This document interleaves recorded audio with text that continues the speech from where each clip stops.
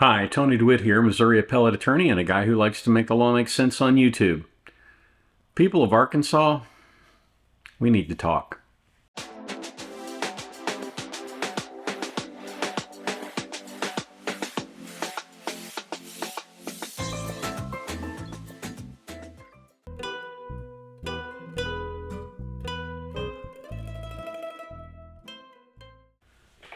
So, those of you outside of the state of Arkansas may not understand very much about the state. You don't hear it often in the news because it's primarily an agricultural state. It does not have a lot of big business in technology and that sort of thing, predominantly because the crops grown there are things like rice and beans and cotton. And you just don't hear very much about the state of Arkansas. In spite of not hearing very much about Arkansas, Arkansas does have a functioning judiciary and a good legislature, governor, and all the things that any other state would have. But whether or not the judiciary is actually working for the people can sometimes be difficult to see. And one of the things that is important in any of the states is to have a functioning judicial discipline body. Now, generally speaking, when you're a lawyer, you're subject to the rules of professional conduct, the Office of Chief Disciplinary Counsel, or something like that, bar administrator. They have the authority to come in and discipline your license. But when you are elevated to the position of judge, you go before the Commission for Judicial Discipline, or sometimes it's called the Commission for Discipline and Retirement of Judges, that sort of thing. But basically, it's a body that is created by statute that essentially allows oversight over the judiciary. Now, why is that important? Because just as power corrupts and absolute power corrupts absolutely, the power to make judicial decisions can be just as corrupting. And for that reason, there are rules. They have canons of judicial ethics, things that judges must do and things that they must not do. For example, as a lawyer, I know if I have a case involving, let's say, State Farm Insurance, I can't go to the judge and say, hey, judge, I've got this case against State Farm Insurance, and I really need you to pay attention to some of the evidence that I'm going to be presenting today, because that's called an ex parte contact. And an ex parte contact is forbidden under nearly every circumstance. Now, if you go to the judge and you want to go to the judge on an issue that is before the court, you have to notify the opposing counsel and have them show up at the same time so that both parties represented can have an opportunity to talk to the judge. You can't do it individually. For the same reasons, a judge cannot go to another judge and tell him how to handle a case. So with that little bit of an explanation, we're going to take a look at the case of Judge Robin Carroll in the sort of the southern area of Arkansas. So the opinion is on the Arkansas Supreme Court website, and you probably have to look a little bit harder than normal to find it, but it's there, and here is some of what it says. In spite of not hearing very much about Arkansas does have a functioning judiciary and a good legislature, governor, and all the things that any other state would have. But whether or not the judiciary is actually working for the people can sometimes be difficult to see.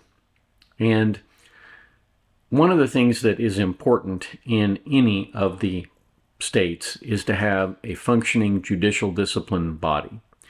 Now, generally speaking, when you're a lawyer, you're subject to the rules of professional conduct, the Office of Chief Disciplinary Counsel, or something like that, bar administrator.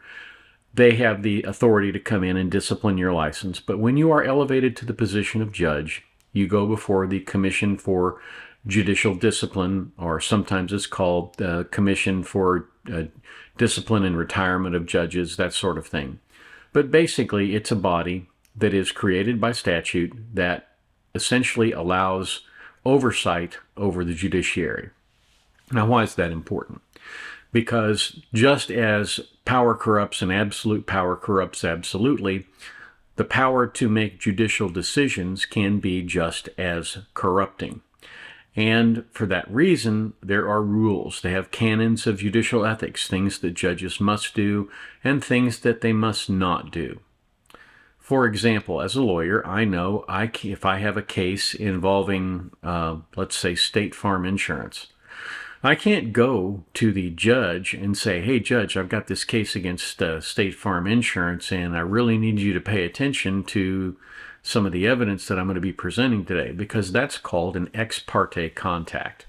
And an ex parte contact is forbidden under nearly every circumstance. Now, if you go to the judge and you want to go to the judge on an issue that is before the court, you have to notify the opposing counsel and have them show up at the same time so that both parties represented can have an opportunity to talk to the judge. You can't do it individually. For the same reasons, a judge cannot go to another judge and tell him how to handle a case. So with that little bit of an explanation, we're going to take a look at the case of Judge Robin Carroll in the sort of the southern area of Arkansas. So the opinion is on the Arkansas Supreme Court website, and you probably have to look a little bit harder than normal to find it, but it's there. First of all, we need to look at how this case got to the Supreme Court and how the opinion got written, because that's almost as interesting as the underlying facts in this case. The Commission on Judicial Discipline and Disability in Arkansas put the case in front of the Supreme Court with a recommendation that it had reached for the discipline of Judge Robin Carroll. On September 30, 2022, petitioner Arkansas Judicial Discipline and Disability Commission filed its report of uncontested sanction pursuant to Commission Rule 12D, following its investigation of complaints against respondent Judge Robin Carroll of the 13th Judicial Circuit. The Commission and Judge Carroll agreed to recommend to this court a suspension without pay for 90 days, with 30 days held in abeyance for 1 year. Judge Carroll also agreed to certain remedial measures. On October 5, 2022, we ordered the Commission to file the record in this matter with the court within 15 days and suspended Judge Carroll without pay pending our receipt and review of the record, with suspension to begin on October 10th. This often happens in lawyer discipline cases where the administrator gets together with the lawyer for the other side and they agree that misconduct has occurred, and they agree as to what the appropriate sanction should be, and so they take that to the Supreme Court, and the Supreme Court either says yes or no. In this situation, the same thing happened with respect to the Judicial Discipline Commission. They said, based on the misconduct in this case, what should happen is that the judge should get a 90-day suspension with 30 days of that held in abeyance. So when they took this to the Supreme Court, they just filed their recommendation. They didn't file any other evidence with the Supreme Court. And the Supreme Court said, you need to file the complete record. And the Commission came back and said, sorry, what we sent you is what you're going to get. And here's what the Arkansas Supreme Court did. We issued a second per curiam on October 21, ordering the Commission to file with the court the entire record compiled in this matter, including the investigative files, by October 24th, and directing that the materials be filed under seal due to their confidential nature. We noted in that per curiam that while the rule protects certain material from being disclosed to the public, the Commission and its executive director have erroneously interpreted that language to preclude our court from reviewing this material. This is simply not the case, as it would render this court's review meaningless. So they filed the information with the court, and they note that Judge Carroll has served as a circuit court judge for the division of 4th and 13th Judicial District, which is composed of Calhoun, Cleveland, Columbia, Dallas, Ouachita, and Union counties since 2013. So he's been on the bench for almost 20 years at this point, and so he's got enough time in to understand what the rules are.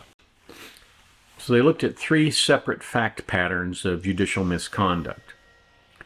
And the first fact pattern of judicial misconduct, summarized, was that Judge Carroll's dismissal of cases without due process, his actual bias, and his failure to recuse himself. So, what are the rules? The rules are, if you have some animus towards someone, and whether it's a witness or a plaintiff, a defendant, a deputy sheriff, any of that, you have to put that aside. And if you can't put that aside, you have to recuse.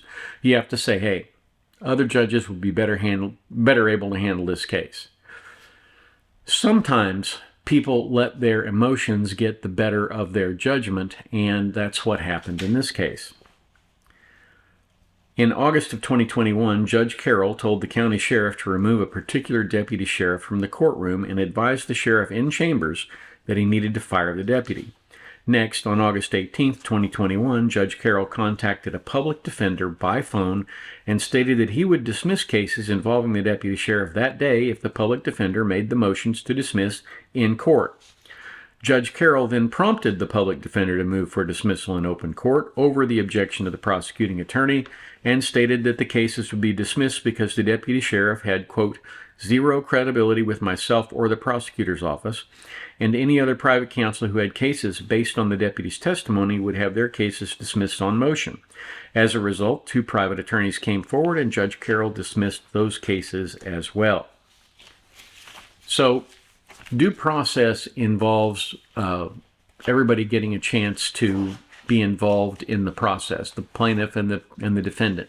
In this case, the plaintiff would be the state. The state prosecutor should have had an opportunity to challenge that decision, and he also should have been able to say, you know, this is an obvious case of bias, Judge, you need to recuse yourself.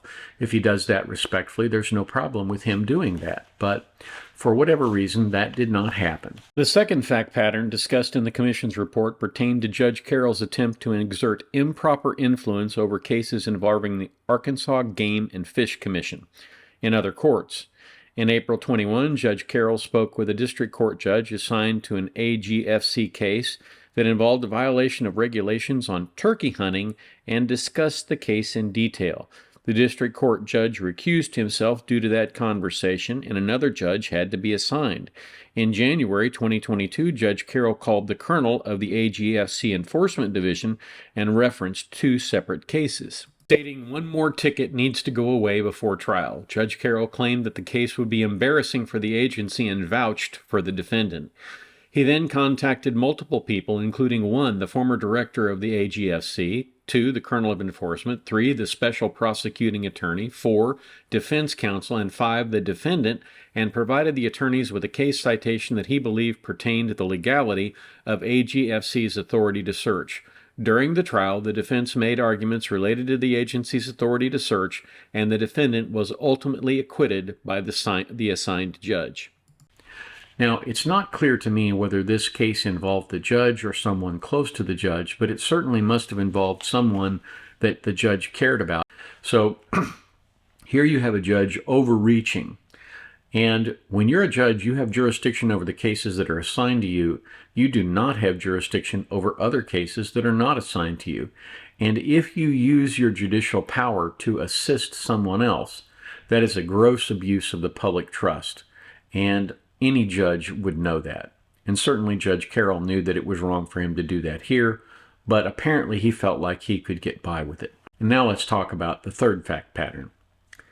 The commission alleged that Judge Carroll, over the course of several months, repeatedly failed to call his full docket on the record and canceled court numerous times without appropriate notice to litigants, attorneys, witnesses, or law enforcement.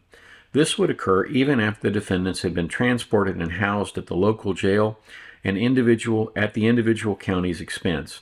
Additionally, deputy prosecutors or public defenders would have to request that Judge Carroll's trial court assistant mail notices to defendants with the new court dates because official orders to appear were not always provided to defendants in court or on the record. Judge Carroll also routinely failed to make clear docket entries. What we have here is a judge who is aware of his own bias, but not taking action to eliminate it, who is overreaching into other judges' cases, causing recusals, and essentially getting defendants acquitted that perhaps should not have been acquitted. And then, third, he simply just isn't doing his job in the county. Now, initially, when the commission got involved with the judge, he opposed all of the commission's efforts. And finally, when he hired his own lawyer, the lawyer convinced him to make a clean breast of it and apologize and ask the commission to go easily on him. But that is not what happened in the Supreme Court. Judge Carroll has admitted the allegations set forth above and has agreed that a suspension without pay is appropriate. He has also agreed that the Commission's recommended sanction must be reviewed by this court to determine whether we concur with that recommendation, including the length of the suspension. The Commission has submitted its report, an amended report containing its recommendations, for this court for expedited review. We now review this matter to decide the appropriate discipline. This court reviews matters of judicial discipline de novo.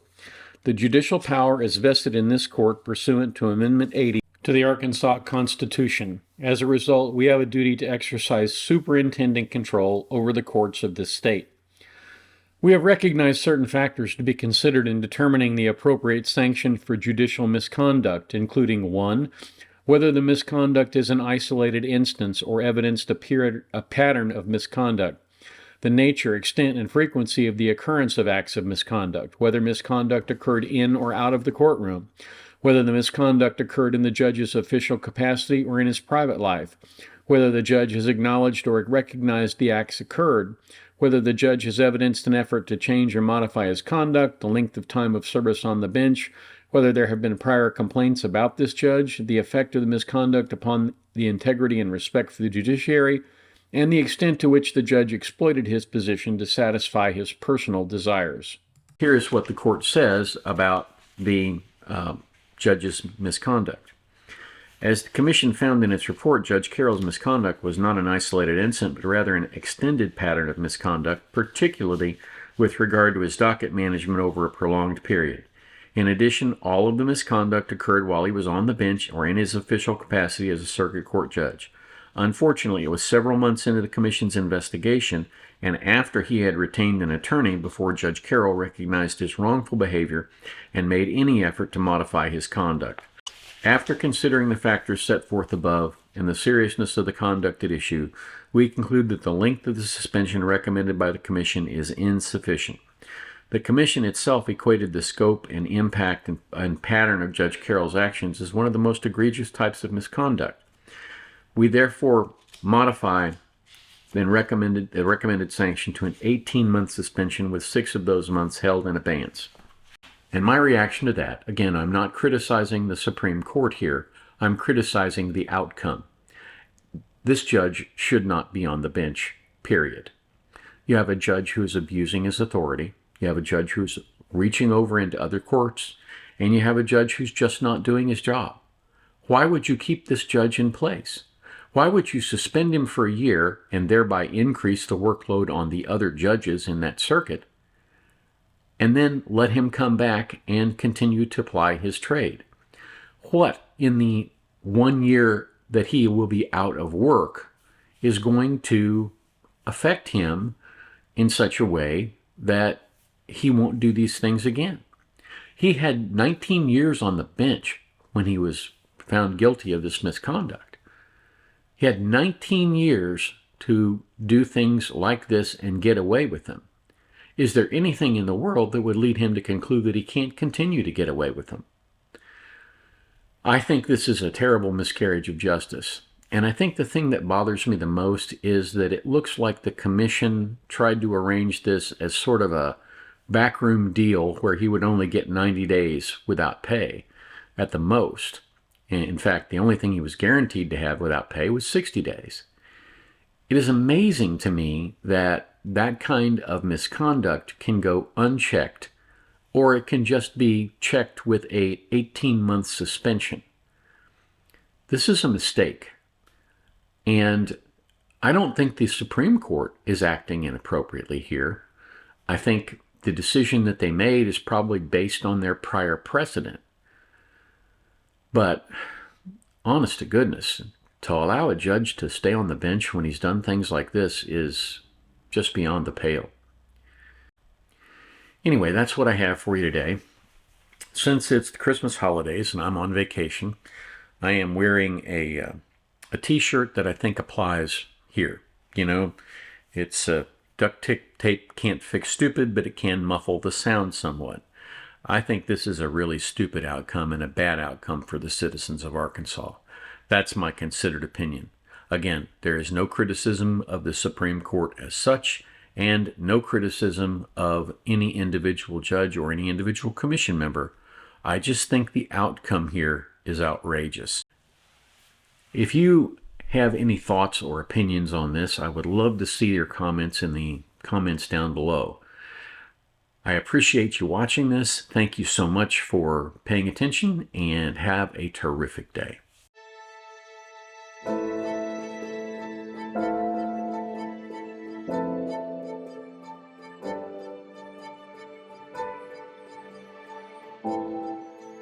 If you like this video, here are a few others you might try, and don't forget to subscribe. Have a terrific day, guys.